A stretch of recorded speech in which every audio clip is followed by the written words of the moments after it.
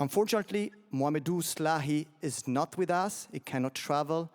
But I'm very happy to call on stage Nancy Hollander, who is the lawyer that has inspired the character of Jodie Foster. Please welcome her.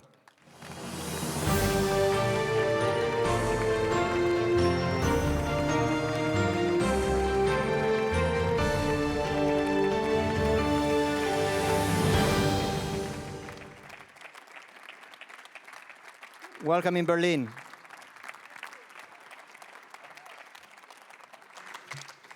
Thank you. Oh my goodness. I can't believe we're here. This is such a perfect festival for this film. And I just want to talk to you a little bit, not too long because you've been sitting a long time. But let me tell you something about Mohamedou, my client for many years, since 2005. He's been denied his right to travel to Germany, and he should be here.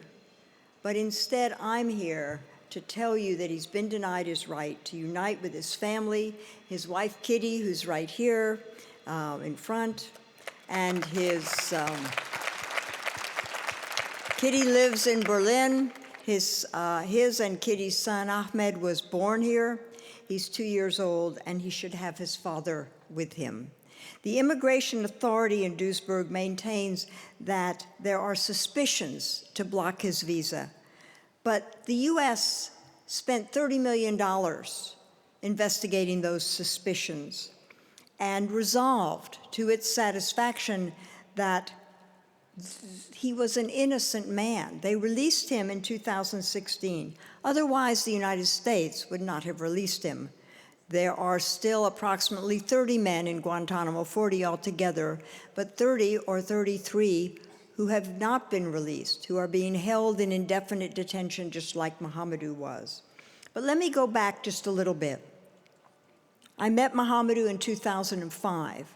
In 2010, a federal judge, Judge James Robertson in the District of Columbia, ruled that he should be immediately released because the government did not have sufficient evidence to detain him. 2010. He should have gone home in 2010, but instead, the Obama administration appealed that case, as they did all of the cases, or almost all of the cases, where anyone won. So instead of helping these men get out, they appealed, and the appellate court sent the case back to the district court for some relatively complicated reasons, but the district court never ruled after that. So Mohamedou continued there in 6 more years of solitary confinement until a group, not a court, but a group of intelligence agencies in the US, you know, we have a lot of those. We have 13, I think, what we call 3-letter agencies, and 6 of them ruled unanimously that he did not pose a significant threat to the United States or its allies. And so finally he was released. But the US made a deal with the country of Mauritania, where obviously he's from, not to give him a passport for 3 more years. Finally, in 2019, he did get his passport. And now the immigration authority in Duisburg continues to drag out this process and start all over investigating Mohamedou. They're not going to find anything. Colonel Morris Davis was the chief prosecutor in Guantanamo when Mohamedou was there. And I want to quote one sentence that he said. "There is absolutely no evidence that Mohamedou ever engaged in any acts of hostility against the United States."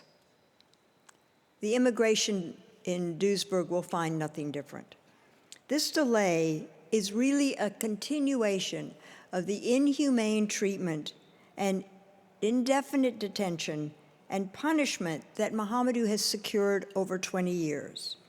He was the worst tortured in Guantanamo under the orders of the Department of Defense. Donald Rumsfeld specifically signed those orders to torture him, and yet the government discovered that there was no evidence to get from him, but then held him and did not release him. He's filed a lawsuit against Germany to get his visa. This is supported by the ECCHR and Andreas Schuler, who's here somewhere, is a lawyer, and Matthias Lehnert, please forgive my mispronunciations of your name, gentlemen, are the lawyers who are working so hard for Mahamadou here in Germany. Mahamadou talks on the phone to his son every day. His son calls for his papa. He needs him to be here. He needs him to be in Germany. So I ask, I demand that Germany do the right thing, stand for human rights, not stand against the rule of law, but stand for the rule of law, stand for human rights, and grant him his family reunification visa. And now I want you to watch this movie, enjoy the movie, learn who Mahamadou is, because you will see who he is. Yes, this movie is fiction. That's true, but it's based on the book he wrote, Guantanamo Diary. It is true. It is a true story of Mahamadou Salahi and all of those who support him. Thank you so much. Thank you very much.